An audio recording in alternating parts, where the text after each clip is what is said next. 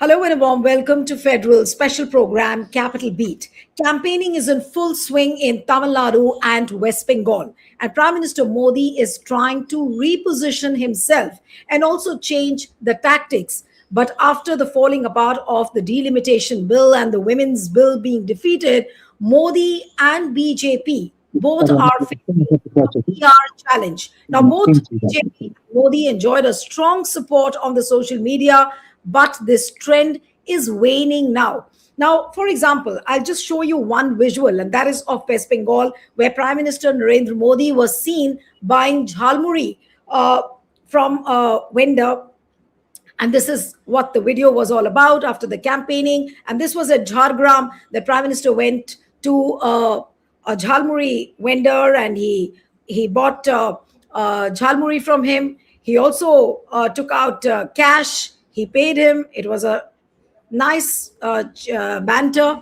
And there were lots of girls and women and people. There were chants of Jai Shri Ram. And this was a video experiment he did. And this was after the campaign. So this is one example of how he's trying to reposition himself. But then the online media or the social media looks completely divided on this, especially when they put all this and juxtapose it with the women's reservation bill being defeated and delimitation in the backdrop of that discussion.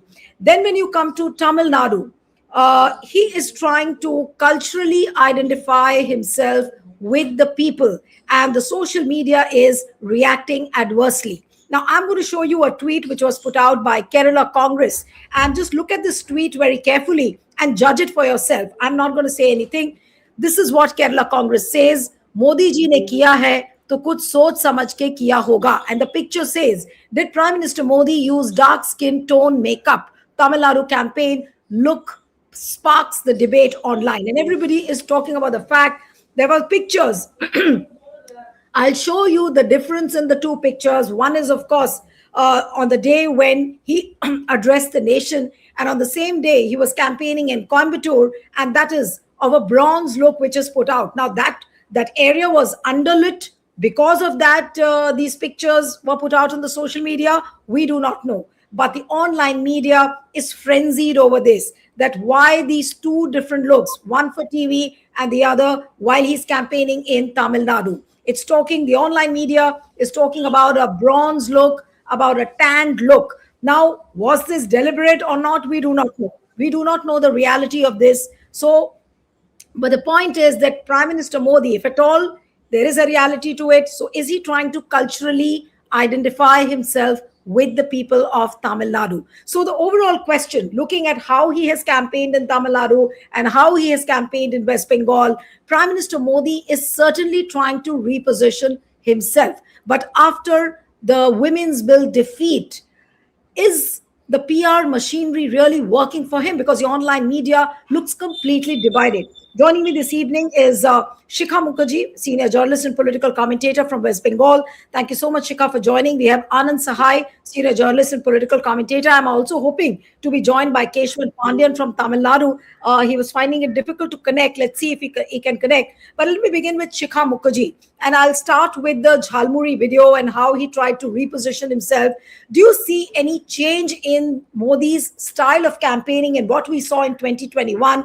And now he's trying to experiment a bit, going out, meeting with people, showing that, there are no inhibitions when he has to come and interact with the people. Yes, Shikha. Well, Mr. Modi in the past has sort of avoided this kind of direct person-to-person connect. That is because there are security issues for him. And frankly, this direct person-to-person connect is something in which Mamata Banerjee specializes. So basically what Mr. Modi is doing is following the Mamata Banerjee strategy of reaching out to people. Mamata Banerjee has in the past, not this time so much, has in the past made tea for people in tea shops, in local roadside tea shops in villages. She has distributed muri, which is a common thing in Bengal. And frankly, this Jhalmuri incident doesn't really help Mr. Modi, in the sense that why does Mr. Modi need to go and do something as trivial as this? After all, he is the helmsman of the double engine model. He leads the country from the capital, and he wants to implement that model, or the model that the BJP has worked out in all the BJP run states in he wants to unroll it in West Bengal. So he doesn't really need this kind of um, local connect that is intrinsic to Mamata Banerjee's style of campaigning and her politics. Her politics is all on the street. So, Mamata Banerjee walks, she meets people, she interacts with people, she picks up babies, she talks to the women, she dances with the women. Mr. Modi is not going to do all of that. If you don't do the whole gamut, then don't do even one. Because what is the point, really? And then, Neelu, let me get down to brass tacks. Mr. Modi may distribute Jhalmuri, but his candidates are going around brandishing live fish, saying that, no, we are a fish-eating party. Yes. So, how does it all add up in terms of images and top-of-mind recall and all of those things? All right, let me come to Anand sir now. Anand sir, the way Prime Minister Modi positioned himself in Tamil Nadu as well, and especially as he did after the defeat of the Constitution Amendment Bill, which was to bring in the Women's Reservation Bill. Now, do you really think that brand Modi is facing a very, very stiff PR challenge? And that is because he's trying to culturally relate with the locals, like what he did with the Tamil Nadu. Now, we do not know those stand pictures are true or false, but this is what Kerala Congress has alleged. A lot of people on the social media are trying to bring out the difference between the picture where he addressed the nation and while he's campaigning. Now, to give him the benefit of doubt, there also could be a reason that the area might have been underlit. Why should we say that probably he would have applied some foundation or a darker skin tone? But somehow the PR machinery seems to be failing. Why so? And especially after the Women's Reservation Bill has not gone through, it seems that public relations has become a challenge for Modi and BJP both. You have to unmute, sir. Anand, sir, can you just unmute yourself? Yeah. Okay. Okay. I said before I say anything, let me first say hello to Shikha, and also to say that I defer to what she is saying about Bengal. She knows Bengal very well. She knows India very well. That said, I think you are trying to look for very fine subtleties in whether there was lighting, adequate lighting, inadequate lighting, PR, etc., failing, not failing, this kind of stuff. I think it's all bosh. एक हिंदी में कहावत है नीरू, मरता क्या न करता. The poor bloke is doing everything he can at this last juncture. He's tried the very worst. Election Commission in your pocket, SIR, etc., etc., etc. Have so many lakhs of people, like in other states, to begin with Bihar. But he's doing all of this. And then there'll be more garbage of this nature, which the institution of the Election Commission can do. But he, at any rate, is going to fight a difficult election in states like Bengal and Tamil Nadu, where BJP is not as well placed, let us say, as it fancies itself to be in places like Gujarat, not even Uttar Pradesh now, unfortunately, after the disaster of the last Lok Sabha election, where the Prime Minister himself nearly forfeited his seat. It was as close as that. And now this is Bengal and Tamil Nadu are both alien territory for him. Because of Bengal's specific circumstances, which is the main opposition party, which is not, etc., etc. Over the last few years, we've seen that this BJP is trying to emerge as the principal opposition party. And there's a long historical background to it. We shall not waste our time getting to that now. But the one thing to keep in view is when you discuss the cultural aspect, Mr. Modi is the leader of a party. In fact, if I may say so, he is the czar of the party. He's the despotic leader of a party. He is despotic not only for Indians and in parliament, he's despotic for his own party. And that party itself believes in cultural hegemonizing, of the entire country. Under that outlook, that viewpoint, that whole world view, there cannot be a Gujarat culture and a Bengal culture and a Kerala culture, which may have many similarities, but they also have many dissimilarities, produced by thousands of years of historical experience and living of ordinary people. They don't believe in that. They believe in what they imagine Hindu culture to be. Hindu culture meaning Vedic culture, meaning a certain variety of culture within the Hindu way of thinking, etc. We all understand what that means, and no point elaborating there. So they believe in that, and now you go and eat something like Jhalmuri or change your skin tone and wear a mundu and veshti when you go to South India, and when you go to the land of the Sikhs, the Punjab, you put on a turban, but will you ever wear a Muslim cap? You won't. He began his life like that in Gujarat when he first began his campaign, came to be noticed. One poor Muslim blighter offered him his skull cap. He said, no, thank you. That's not for me. So what's this culture thing? So culture thing is all election season show, election season. Question.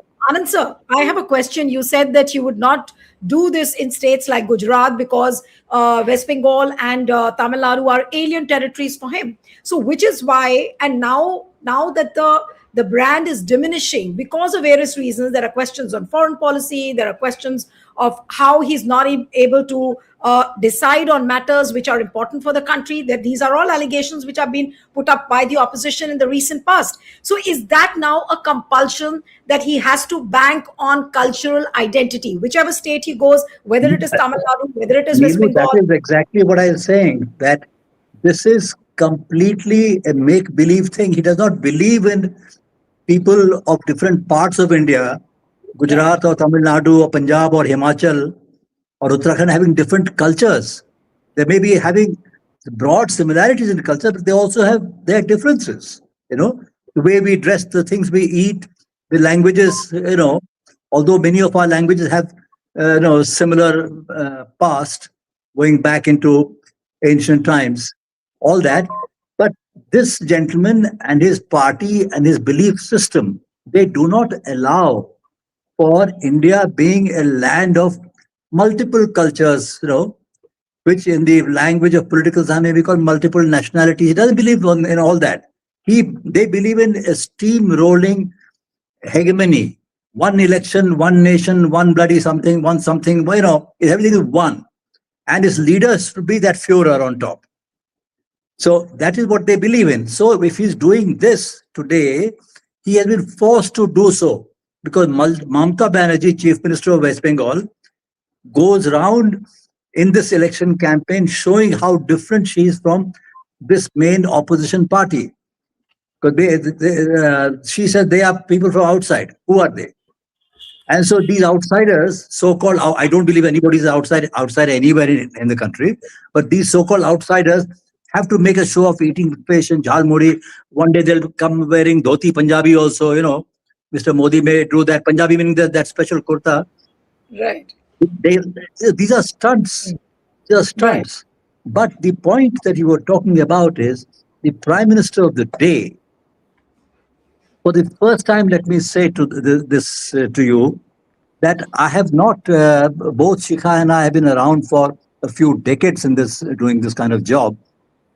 And No prime minister has lost his or her credibility, personal credibility, in the manner that this present leader of ours has. You could have criticized many of them, sharp political, ideological criticisms, like of the nature that were leveled against Indira Gandhi in the emergency period and so forth, and many others also. But nothing to compare with Indira Gandhi. But it was not a question of losing their trust in that person, in that person's word. That was a criticism of the very idea of the emergency and what it did to civil liberties in the country and so forth. Anand sir, there is a point that maybe that the brand has diminished over time, and now he's trying to reposition himself, like the Jhalmuri video, maybe like changing the skin tone. Is that going to work now? Is that going to I, work? I hear you. It cannot work in Tamil Nadu. It is fairly straightforward, right? And it's possible that the BJP may improve a few more seats, that a few more votes. I'm not even saying seats, right?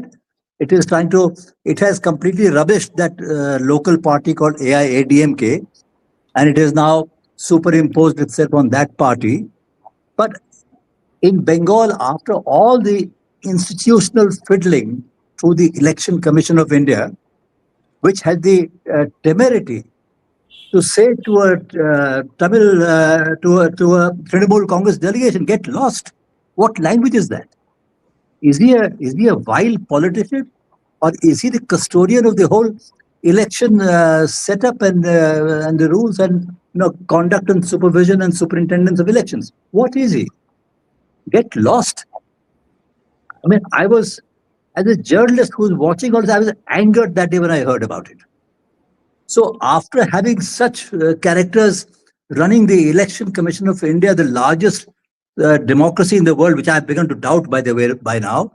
I mean, it's the largest electoral autocracy, or God knows many other similar coinages have been heard of in the Right. last few years. So let's not go there. But this is shocking. This is shocking. So now after all this, they are hoping against hope that they will displace Mamata Banerjee. Right. Maybe they will. Maybe they will. Technically, they will. I don't know. I don't believe it, but maybe they will. But then a big trust deficit has already come to exist about this prime Right. minister, and a bigger trust deficit exists about this particular Election Commission of India under the stewardship of this gentleman. So Right. But I want I, to. I think the Bengalis might go onto the streets if that were to happen. I'm Right. not looking at very happy times ahead. Right. Okay. But Chika, coming to you, the way he's trying to position himself in Bengal, like last time we heard him say "Didi oh Didi," that kind of language at least is not used by Prime Minister. He looks much mellowed. He doesn't use the communal card so much this time. I would like you to elaborate it a little, or you feel that too much of communal polarization is also happening, because he's trying to, in a way, reposition himself in context with Bengal. Do you think that this repositioning is really working? Okay, Nilu, let me put it this way. Didi oh Didi was the biggest mistake that Mr. Modi has ever made in his political life. Why? Because he was heckling. This is catcalling. And frankly, it is tantamount to harassment under the law. And prime ministers should not, under any circumstances, do this. Didi or Didi was about the grossest thing that any prime minister could have ever done against a candidate in an election. Number one. Number two, this time he has realized that this Didi or Didi, the Bhaipo, Pishi sort of coinage that he came up with, all of the personal attacks against Mamata Banerjee do not help the BJP. BJP gain popularity amongst voters who are not core supporters of the party in West Bengal. And the BJP certainly needs the non-core support from voters who are who tend to change preferences in election after election. Because if you look at the BJP's vote share, and I'm going into these details because I think these matter a lot, between 2016, when it had 10% of the votes, it went up to 38 or 39% of the votes in 2021. So that was when they made that huge leap. But in between, in 2019, is when they made a big dent for the first time by winning 18 of the 42 seats in the Lok Sabha. So this is a vote share which has come to the BJP, swung away from the left and the Congress, and moved to the BJP in 2019 and in 2021, very comprehensively in 2021. The left and the Congress have contributed to BJP's growth because the BJP also in 2021 benefited from the fact that about 40 top leadership of the Trinamool Congress moved away from the BJP, from the Trinamool into the BJP. Now, if you look at this election in particular, and this is, I think, very significant, the BJP has registered no such gains from any other political party into its fold in time for the election. It is also true that the BJP has not nominated a lot of people who have joined post-2021. But the fact of the matter remains is that BJP, in the eyes of prospective politicians who think that their prospects in the parties where they already are, does not improve by joining the BJP, which is a kind of visceral reaction of the political class to the way in which it perceives the BJP's. No, but coming back to the Jhalmuri video, we are limited on time. That's why I'm coming to you because there is a storm which has got triggered after the Jhalmuri video. Now, number one, people have been accusing that Prime Minister did mispronounce Jhalmuri. He called it Jhalmuli, and that's how people have reacted. The other thing is what Mamata Banerjee and Trinamool have accused is that this Jhalmuri video actually stalled the electoral campaign of Trinamool Congress. Now, Hemant Soren and his wife Kalpana Soren apparently were coming down to Jhargram to campaign. And while the shoot was happening, their aircraft couldn't land. So I want you to speak a little on that, and then I'll take the concluding comments from Anand sir. Yes, Shika. See, Mr. Modi's Jhalmuri antiques are nothing more than that. They're just that. Why? I mean, who cares whether Mr. Modi buys Jhalmuri on the 3 days before an election? Frankly, nobody cares. He has bigger problems. His women's he's repositioning. I'm saying, what's a harm if he's repositioning himself? See, you don't reposition yourself by buying Jhalmuri and distributing it to people. You reposition yourself by not making a mess of the women's reservation bill, of the delimitation exercise, of the fact that you invented a controversy over the Vande Mataram and the Jan Gan Man on whether one is a national song, whether that is better, that is worse. The problem is the man didn't even know that Vande Mataram, the first two stanzas, were adopted because Tagore wrote a very, very sensible comment on why only those two and not the other four. And why Tagore, and this is like tampering with Tagore. You don't tamper with Tagore in Bengal. Vande Mataram, the music to Vande Mataram was made by Tagore. He sang it in a Congress session. He is God. There is no other divinity in Bengal beyond So you call Jhalmuri only as an antic, which is not going to work in West Bengal, right? Okay. You have to eat fish for that. Okay.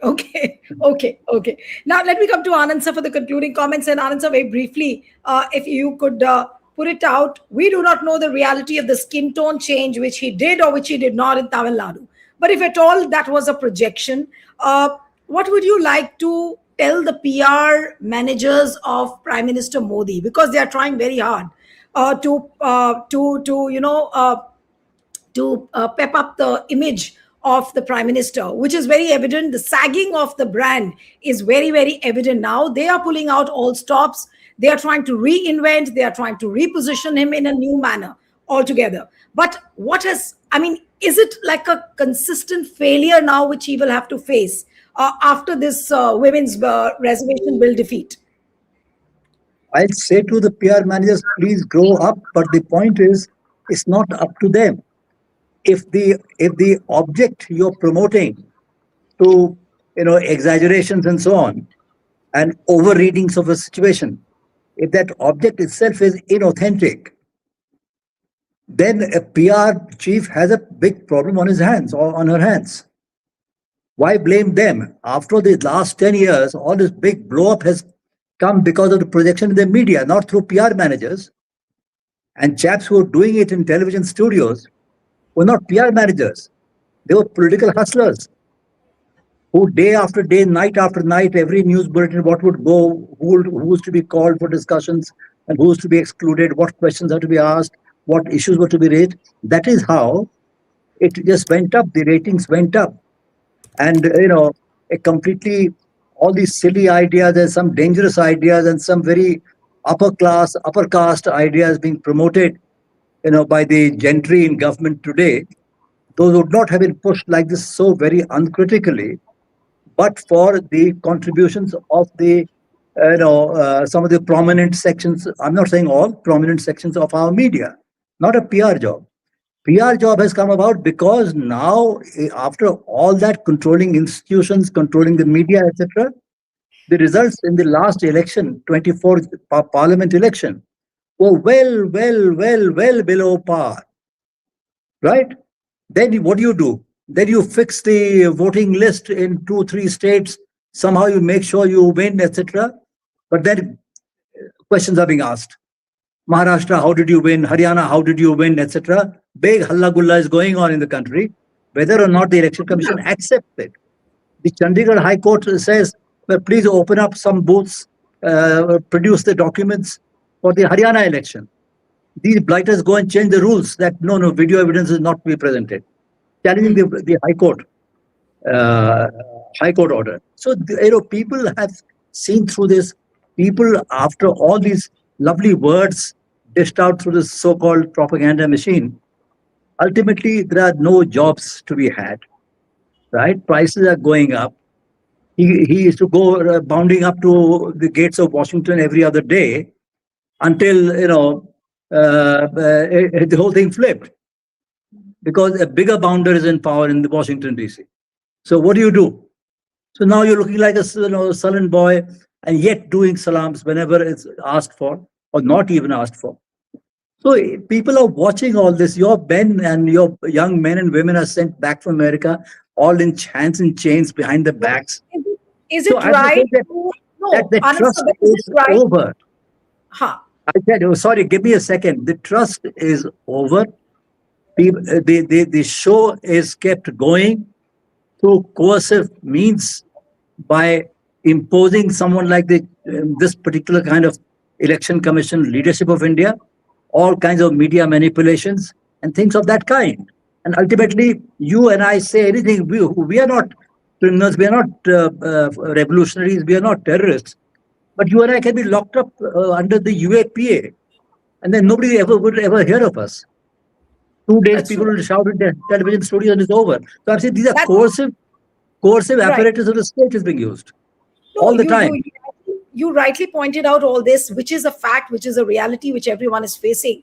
But the point is that, and this is my last question to you, and I'm going to wind up the show after this, Anand sir, that is now the time to write off brand Modi, because people have seen the reality. The bluff is not working. PR machinery is not working. No amount of pepping up of the brand is not working. Social media, where Prime Minister Modi was so popular, people are totally divided. There are people who are slamming him for the kind of campaign he's doing in West Bengal and Tamil Nadu.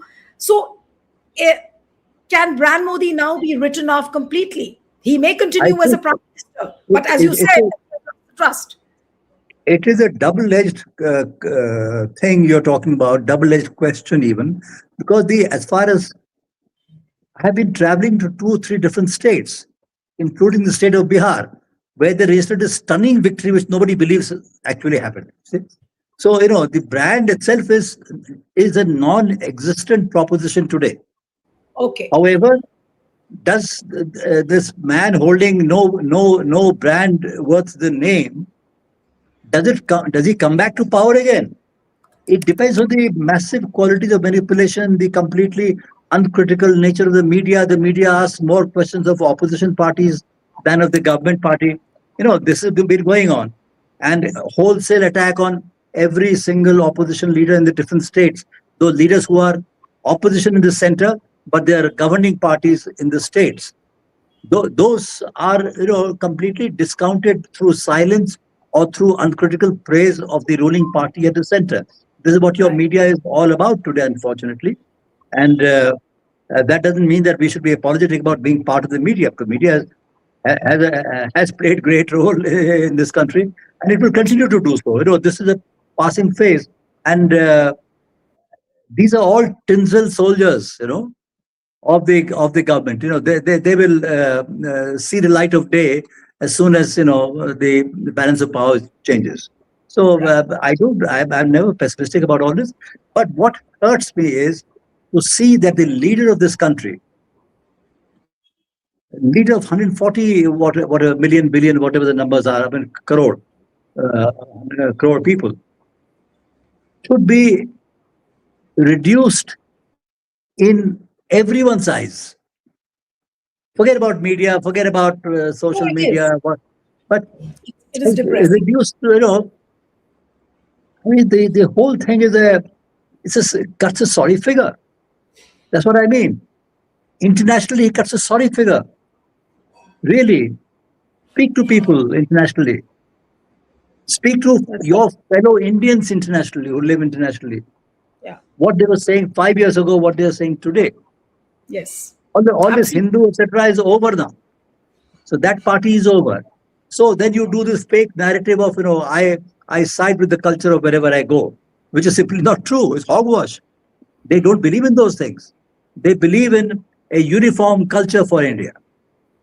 And they will be the hegemons. They will decide what that culture ought to be. Yeah. They'll decide whether you should be wearing a long sleeve or short sleeves. They will be deciding. That's their idea of culture. Right. So, I mean, it's just too bad. It's just too bad. I don't know what the election results will be. I don't know what the degree of manipulation will be. All this I can't say, but in the eyes of many people that I know, the election results today are not taken at face value anymore, Yes. No, and that and is a it's very reflection on evident. the trust, dividend of the regime. Right. No, and it's very evident that, as Shikha also pointed out, you've also said that these are all antics and people can see through.